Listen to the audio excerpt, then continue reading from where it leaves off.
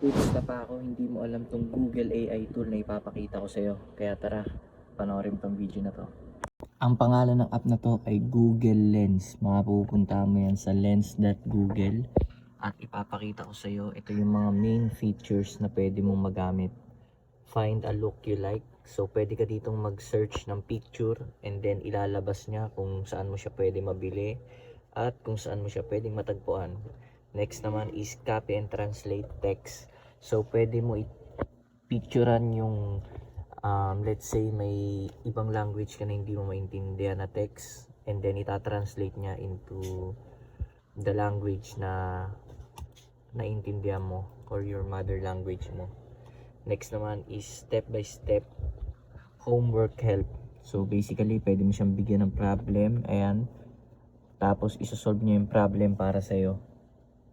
So pwede rin to may sa isang picture kagaya niyan, maraming text. Tapos pag in-scan mo sa Google Lens, pwede niya makopy lahat ng text na nasa image lang na hindi mo pwede makopy.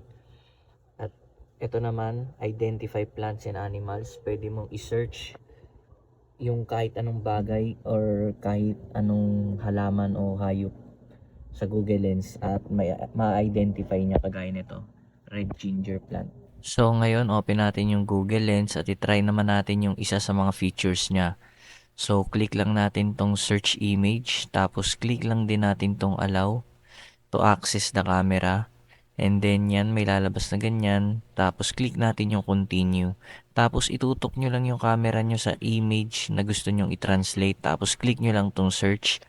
Tapos mag-i-scan na yan ng kusa. Then click nyo yung translate. And then translate nyo siya sa language na naiintindihan nyo. And then sa case natin, tinranslate natin into English.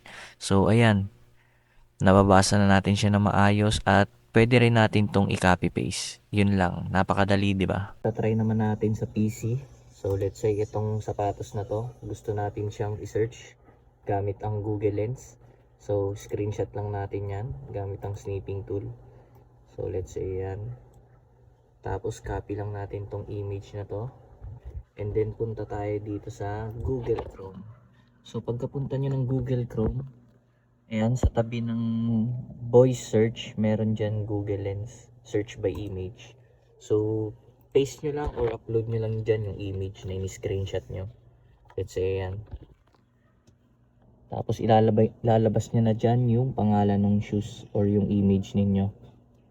Ayan ang pangalan niya, Air Jordan 1 Retro Low OG Chicago. So, andito yung mga link niyan and then may price na rin yan dyan para mabigyan kayo ng idea. So, yun lang. Follow nyo naman ako.